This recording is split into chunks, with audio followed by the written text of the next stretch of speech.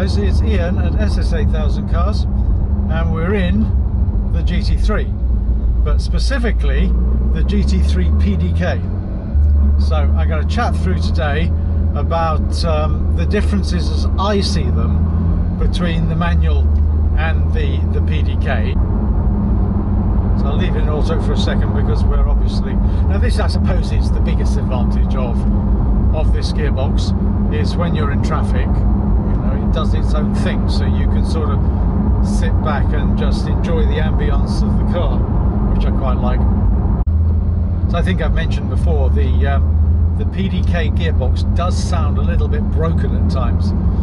It sounds that way right now. It's when it's warming up mainly. I mean, obviously it's the shifts are so fast, but when it's warming up, it's it actually does sound very strange. Of course, you don't get any of those noises when you have the manual box. Okay, so we slip with the gearbox into manual now, so it's all under our control on the steering wheel. I do like the paddle shifts, I think they're great.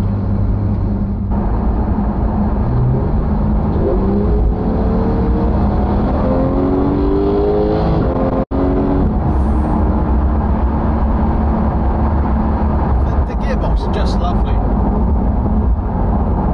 Absolutely instant.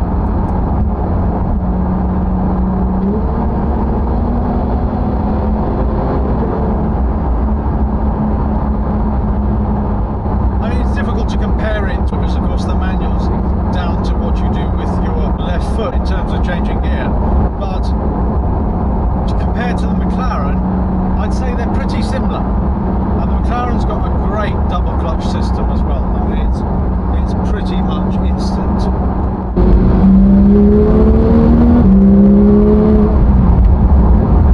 Just utterly tremendous, utterly tremendous. I gave all the advantages of using the manual clutch when I was driving it. It's a sort of tactile, feely, touchy thing that is really tremendous when you get it right. Sort of the feeling of precision and the feeling you get, wow, I managed to blip the throttle, put it into gear at the right time, and it just sounded absolutely fantastic. But this car was designed and developed for the PDK transmission, as is evidenced to an extent by the fact that the first generation 991 didn't have the option of a manual, and that really only came on about, I think, because over the success of the 911R, which of course was only manual, and to an extent I suspect on the success of the GT4, which was also only manual. So all that said, I think you know, I think you get the benefit. The car seems slightly more stable.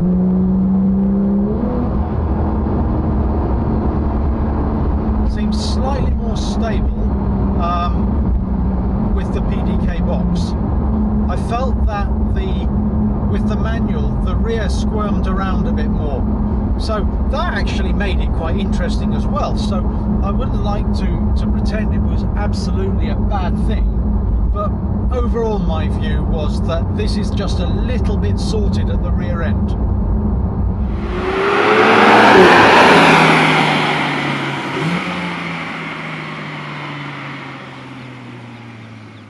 So I think on a racetrack, if you're hunting for times rather than just wanting to have a hoot, I think you can probably do both in this car. I think the times on a track would be tremendous, and I also think you'd have a hoot as well. Whereas the manual, yeah, it'd be fun, without a doubt. But again, there's something to be said for, you know, with the PDK, it feels more of a precision instrument. It's just a little bit difficult to explain, but it just feels so perfectly put together that the gearbox and the engine working in complete harmony with the electronics, because the electronics, you know, at the end of the day, the electronics handle the car pretty much unless you switch them all off. So your limited slips and your traction controls.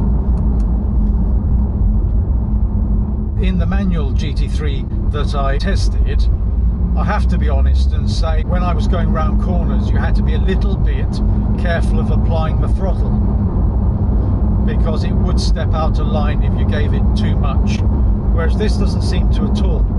So I'm still in control of the gears.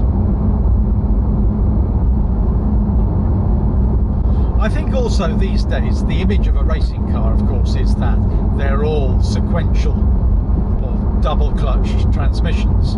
So I think having the paddles on the steering wheel actually do lend a certain sense of occasion to driving the car as well. This you could use every day, but you'd have to make certain allowances for the fact that it's a little bit noisy and the engine makes some weird sounds and all the rest of it. But I think you'd enjoy driving this as a daily. But the R does that, i.e. allows you to drive it in an excited fashion, but it also does the daily thing pretty well.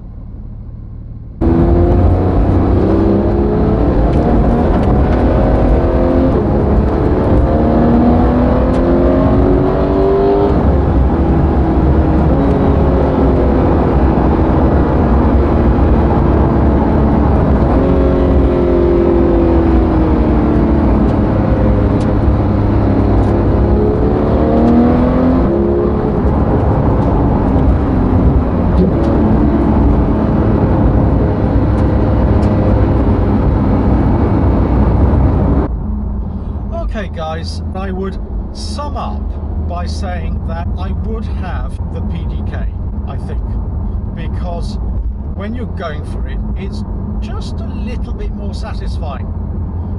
You're not going to cock it up, or you're less likely to, because the system is working in the Porsche, the gearbox, the engine, the electronics, to give you the maximum effect. So as a consequence of that, I think you're maximizing the capability of the car. That combined with the electronic slip differential. If when I'm just pottering around like now, I think the manual probably gives you more feedback, more tactile feelings, because there's more to do. In the manual you can be changing down, you can be changing up, you can be getting your double declutching right, heel and towing, all this sort of stuff. It just is a very, very nice thing to do. I think that's my conclusion. I think that for me, and on balance, I would have the PDK, because I just think when everything is together, that is a feeling that you can't get from the manual when you're absolutely on it. Alright guys, well I hope you've enjoyed that. I certainly have. A real eye-opener and experience for me. It's Ian from SS8000 Cars signing off, and catch up with you later.